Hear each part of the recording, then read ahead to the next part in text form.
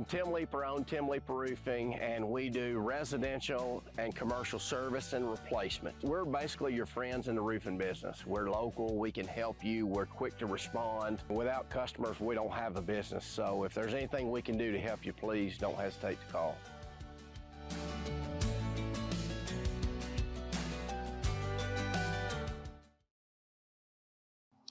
I'm Tommy Bryan. Time for the sixth inning with Woody Hunt, retired baseball coach, Hall of Fame coach at Cumberland University. And you mentioned a man in our previous segment who had a world of influence on you, Dr. Ernest Stockton, a man who loved Cumberland through and through. It was to his core. It was his fiber, his existence with Cumberland. His loyalty to this university, and at that time, Cumberland College, was second to none. And I tell other people this: that guy had more passion for this university than anybody that I've ever seen. I saw loyalty in him, and you got to see loyalty from other people before you can develop loyalty yourself.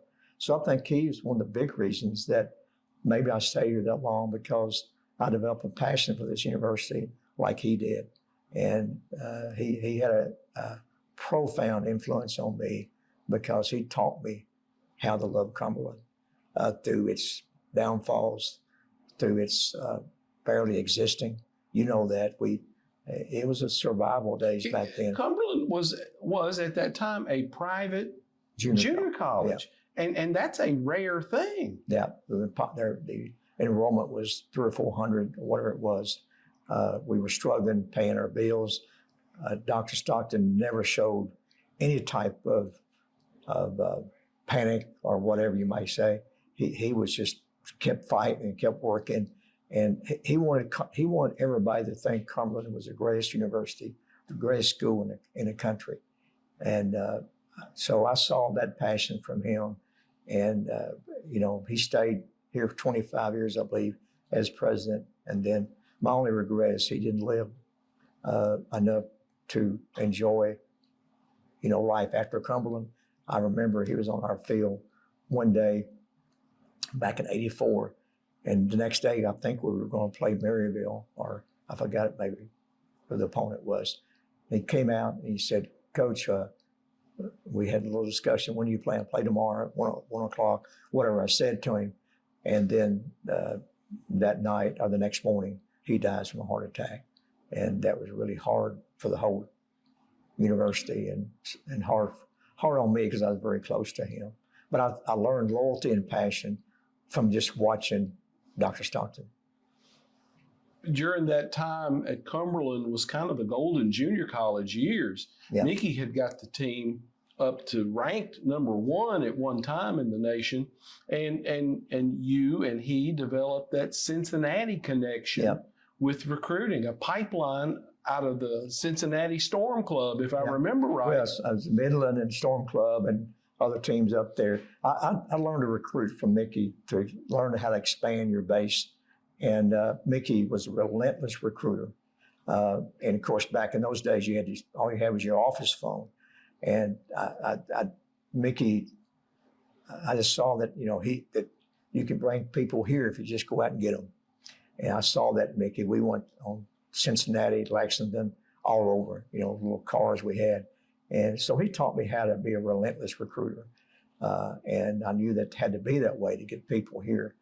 But we were a 2-year college then, and it was a tough sell in some cases, but JUCO ball was very, very popular then. And it's like it is today. It's very popular. And a good brand of baseball. Good brand. We got some very good, outstanding players.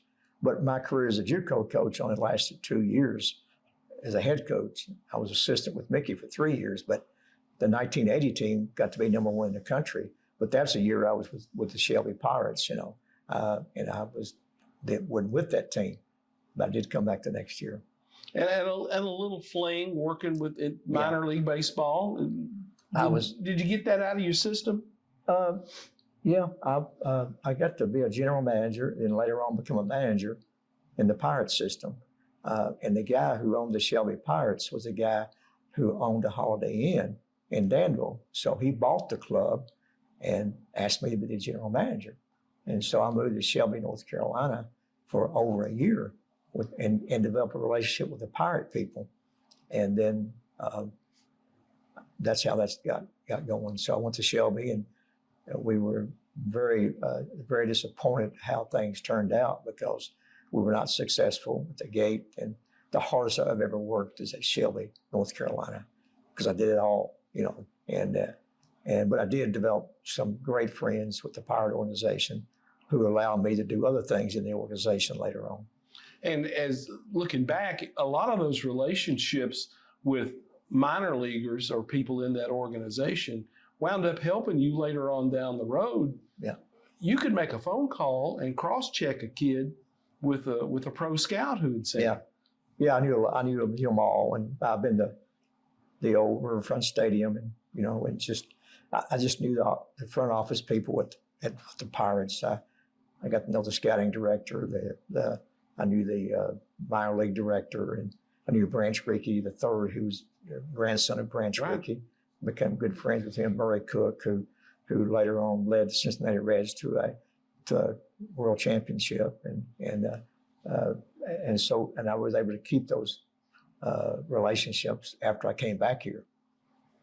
That'll wrap up the sixth inning with Woody Hunt, Hall of Fame baseball coach at Cumberland University.